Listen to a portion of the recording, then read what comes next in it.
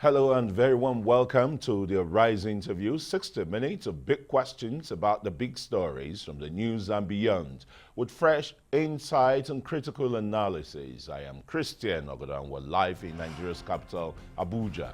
Coming up in the next hour, the coronavirus pandemic is worsening the existing world food crisis, and the World Food Programme has warned that urgent and immediate actions are needed. Nigeria's President Muhammadu Buhari is calling on farmers in the country to increase their food production, as the country has no money for food importation. Amidst this looming global food insecurity, we'll take a look at the challenges faced by farmers in Nigeria and Africa. Plus, African Union at 57 will look back at the history of the African Union, this year's proposed plans, and the adaptations in the light of the coronavirus. We'll commemorate the day when the Organization of African Unity was formed, as it was then known before it metamorphosed to the African Union, or AU, with a primary mandate of Africa's decolonization. Despite all-round significant progress, Africa remains plagued by poverty, violence, and lack of democratic governance. We'll speak to the African Executive Director of One Campaign. And later, COVID-19 and the media in these uncertain times, newsrooms across the country have made pandemic virus coverage a priority. Coronavirus creates both opportunities and challenges. Some say the COVID-19 pandemic was blown out of proportion by the government and the media. In Nigeria, some analysts say it is being politicized. We'll have analysis of all these coming up in a moment.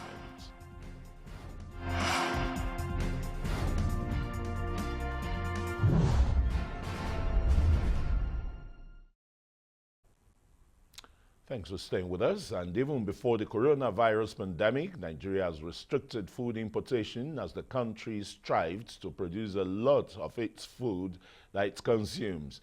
The country also shut its borders with neighboring countries largely to prevent the importation and smuggling of items such as rice, poultry, and petroleum products.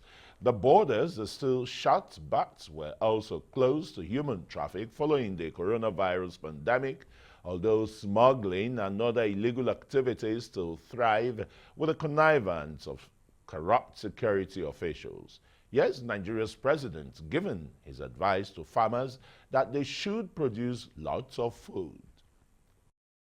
Well, I wish them the best of luck.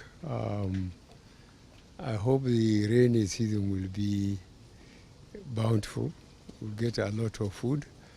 I wish the farmers will go and stay in the land so that we can produce what we need sufficient, so that we don't have to import. In any case, we don't have any money to import food, so we must produce what we are going to eat.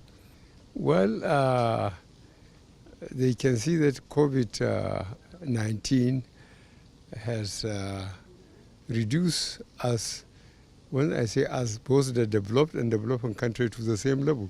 In fact, we have less casualties than they have. So it is a very frightening development, and I advise Nigerians to be very careful to take the advice from the Ministry of Health. The Minister of Health has been doing very well, speaking and educating people generally. So Nigerians should be very careful. Well, for more on these, I've now been joined by Ahmad Sajoh, who's the former Commissioner for Information in Adamawa State. Very warm welcome to the Arise interview. Thank you very much. Food crisis, I mean, is really looming large at this period of the coronavirus pandemic and the lockdown. This, of course, is the beginning, the gradual start of the farming season in Nigeria. What are your thoughts about the president's advice against the looming food crisis in Nigeria? I think every crisis we have gone through in this country has been accompanied by some measures of food insecurity and food crisis. I'm coming from the northeast and from Adamawa State, and we've had our own quite fair share of crisis precipitating problems within the agriculture setting. And I tell you, it's not easy to handle. It's not easy to manage. And with the lockdown, it becomes a lot more problematic. But mercifully, just when the farming season required greater attention, there is an easing of the lockdown and a categorical statement by government that farmers should be allowed to go to their farms. I believe that will begin the process of addressing the issue squarely, but we have also lost some time because in quite a number of communities in this country, what happens is that after the very first rain, they gamble, they plant. Sometimes it germinates and survives. Sometimes it germinates and dies.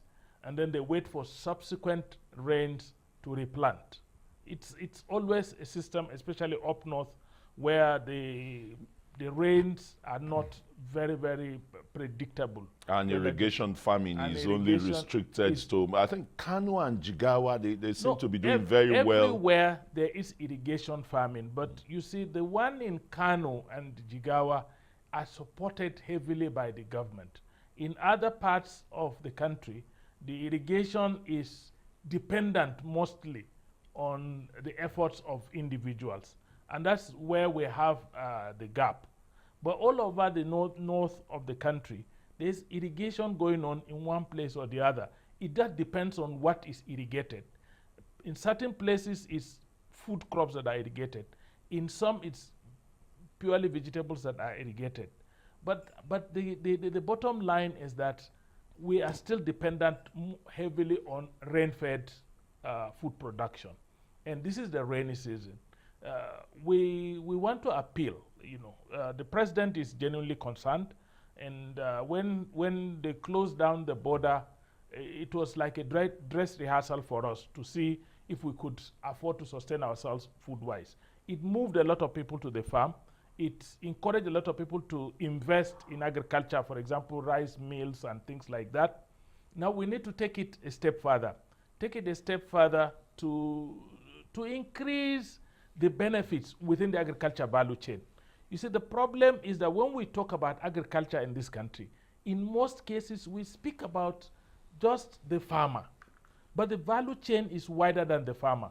The value chain begins from land preparation, which in most cases it's either done by bush burning by the farmer, by the mechanized systems or manual systems, or a combination of the two. When you use bull plow, donkey plow, and things like that. But it begins from there. Now, it then means that, like in most parts of the north, it even begins with the blacksmith. Hoes have to be made, and so the value chain is down the line. It begins from land preparation to marketing. What are the incentives we are putting within the value chain? How much are we co-opting the agri-financing mechanisms to make sure that those who want to engage in activities within the value chain, are encouraged? Farmers need to go to the farm, but if they go to the farm, they need herbicides, they need pesticides, they need fertilizer, they need maybe tractors or plows or hoes. And they need improved seedlings so that the yields too can. They need improved seeds, and all of this, it's handled by different segments within the value chain. There are people who are in the market whose only job is to sell seeds. Make it possible for them to acquire the improved seeds that they can sell. There are people who sell herbicides and pesticides. Make it possible for them to acquire the herbicides and pesticides and make it available to the farmers. Then there are people whose job somewhere is finance agriculture. Make it possible for them to provide the finance for the man who is going to the farm to buy the herbicides and pesticides and fertilizer and make sure that he improves his yield. Now there are people down the line who are waiting. They're waiting for agri products to buy off the farmers and take it to the market, so that those of us that don't go to the farm, We'll be able to go and see it in the market and buy, and then go and prepare in our homes. What are we doing about those sets of people? Then there are people whose primary responsibility within the agric value chain is storage. Because we lose a lot of agric products. I was going to come to that Yeah. Storage facilities, Exactly. silos are so inadequate. So you see, exactly. Look at what the number of grains the federal government released, 70,000 metric tons. That comes to about 1.4 million 50 kg bags of grains for a population of 200 million. Exactly. If there is the real famine in this country, that means the people will be in great jeopardy. No, but again, don't forget that quite a large number of our farmers cannot take their products to any silos, because we've had very many methods of preservation that we have kept over the years that we need just to improve on. And I tell you that the barn, the rumbu that we build, in our own place, for example, there's a plant that is called in Fulful the warfu. That warfu, if you pluck it, it's there lying in the bush. You burn it and you sprinkle the ashes in the barn and you put your grains. It preserves it. And it's not poisonous. It's not poisonous in any way. But such bands are easily susceptible to to be eroded by rodents, and that leads to what you have, the Lassa fever. We need to improve on that. Find a means of protection, because anything we do as a people, as a government, as enlightened people, if we do not encourage community ownership of the processes we are putting on ground, we are going to lose ground, because the communities are our first line of defense in situations like this. So we need to improve our contact with communities. That's why I'm telling you that the agriculture is based on a value chain. It's not just going to the farm. So when you say people should go to the farm, I'm very encouraged. The Minister of FCT had issued directives that those who are selling herbicides, insecticides, those who are selling fertilizer and other agro inputs must also be allowed to operate in the farms, in the markets. So we need to look at the agric value chain. We definitely will look at the agric value chain, because there are so many issues there to interrogate on how to make Nigeria self-sufficient in food production. But we want to take some messages. When we return, we'll continue. You're still watching the Arise interview. Plenty more still ahead. Stay with us.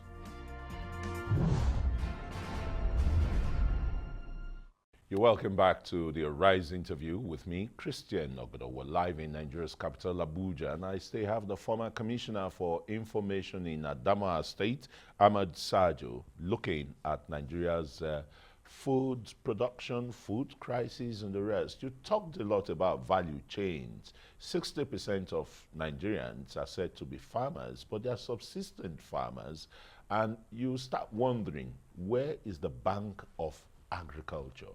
Where are the credit guarantee scheme to really accelerate what, for example, the Central Bank of Nigeria has come to see as the real driver of this country's economy, the agriculture?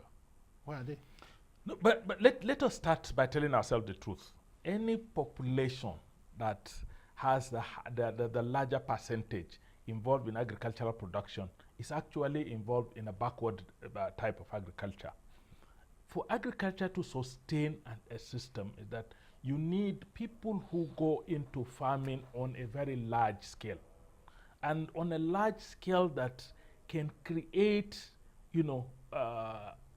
millions of jobs, and that within the value chain, there are people whose job is production, and there are people whose job is to be the off-takers of what is produced, so that they can multiply the benefits across the chain. Now, what do we have in this country? What we have in this country are subsistent farmers, and they're more than 60%. Majority of us are just subsistent farmers. We farm for our own families to subsist with, and it's only a little excess we take to the market. And so farming is a profession or is a vocation of the poor. There is no value attached to it. And I tell you this in all sincerity, even within agencies of government.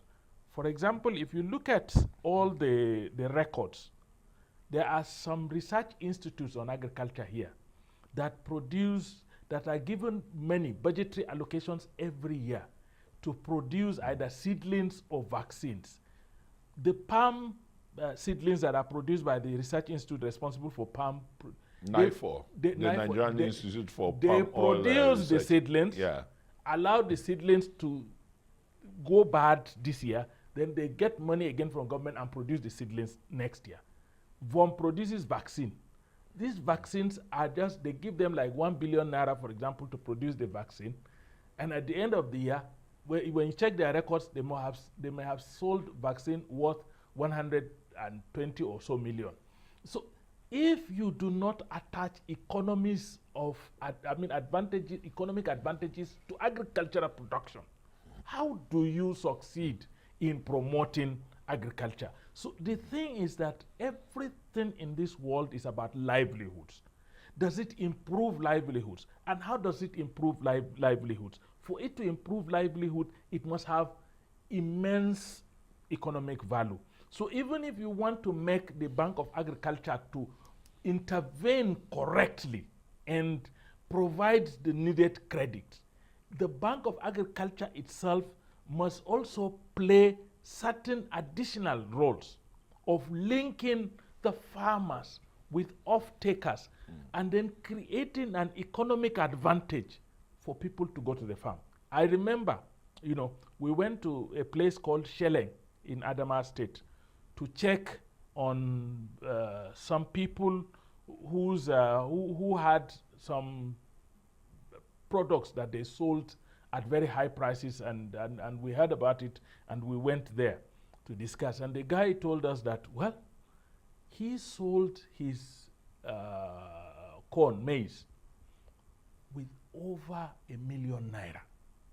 And that this is the first time in his life he had the benefit of having 1 million naira of his own. And that as far as he is concerned, he is going to expand his farm next year. And we asked him, what happened? He said, well, that year, the prices of corn had gone very high. So as far as he's concerned, it should remain high. That's what he said. It should remain high. So at the end of the day, it is the benefit drivable from the process, the economic benefit drivable from the process that will encourage people to either enter the venture more or produce more. And if we make agriculture profitable, if we make it economically profitable, and that people can get rich by farming, even our elitist, educationally trained young people who believe that education confers advantages that are related to economic prosperity will go into it. But as it is now, everybody thinks that agriculture is a poor man's business. I think that mentality must be changing. Rice farmers in the country can testify to that, the kind of support the federal government has given to them. But the problem is that the locally produced rice is as costly as the imported rice that is being smuggled into the country in Nigeria. You won't get a 50 kg bag of locally produced rice for anything less than 25 to 29,000 naira. That's heavy. Yeah, and I will tell you why. You see, the paddy, the price of paddy had fallen for the production process, but the people in the production process have not perfected their act, and they're working on their pricing based on their startup process. And because for most of them it's a new business, the startup is high, and they don't want to have the patience. And Nigerians aren't very patient with business. They want overnight profit. Exactly. But what I know, and what I know will happen over time if there is encouragement and if there is the right policy. Because a number of times in this country, what we do is that we believe that infrastructure or structures are enough to drive a process. We do not back it up with policies that are sustainable. So, and when you say, for example, that you are encouraging people to go into rice farming, and then you say anybody who comes and wants to establish a rice mill, you encourage him immediately, you give him a tax break, and you pamper him, you make him look like he is doing the system a favor, and that he is not going into an economic venture that will eventually benefit him as a person first before any other person. You know, so these are some of the things. So we are looking at a situation where we need all of us to look at the agricultural setup as a business, as an economic venture. And then we now have, the government now sets out, you know, policies that protects both the farmer, the owners of the mills, and the consumers. It's always one sloganeering or the other that Nigeria are never short of when it comes to the issue of agriculture, and this is synonymous with virtually all the governments gone by.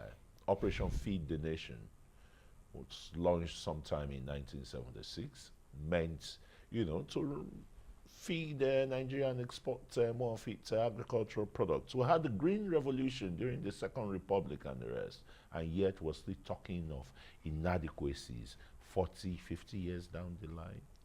And I know, What does it take? I'll tell you why. Really, yeah. I'll tell you why. Go on. You are in the business of the media. I'm also a communicator, and I'll tell you that for as long as a system, we do not support communities' ownership of processes that we want them to have. We can sloganeer from now till the end of the world in Abuja here.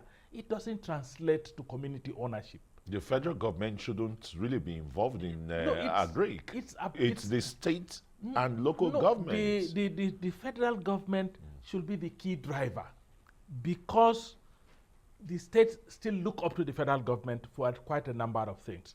But as the key driver, the federal government should be the one to establish workable policies. And then the state governments will domesticate those policies and ensure that they are operational within their areas of jurisdiction.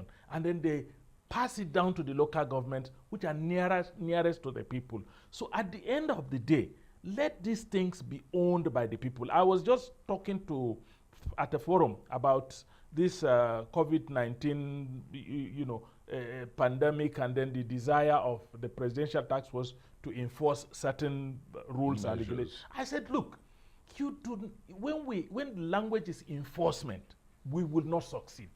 If we can just convert the language to voluntary acceptance of the principles upon which you want the enforcement. So let the people actually own up to the process and say, look, we're going to volunteer to accept that if a stranger comes into our community, we will suspect the person and have him tested or isolated. If somebody goes out without a distance, we, the community, will tell him, look, my friend, put on your mask, and things like that. If a driver wants to carry 10, 20 people in a row, we tell him it's not proper. It's not possible. So it's for not proper. as long as our people do not accept and own our policies are bound to fail. Okay, just very quickly in 60 seconds. Farmers, herders, clashes again are some of the throwbacks or drawbacks rather of poor agricultural production in Nigeria. Nobody is managing their symbiotic relationships. When I was growing up, farmers bucket their farm for the herders. Herders come and stay there with their cows, and the cows manure the land. And then when the time comes for the farmers to come, the herders move away. And then in that kind of symbiotic relationship, we all benefit. What went wrong? What went wrong are two or three. One is that, we, the urban elites, we have gone to grab almost all the choice lands, and we're not using the land for any purpose. We just round them up and leave them there. That's one. We must have a policy that says you cannot own a plot of land and not utilize it for any purpose.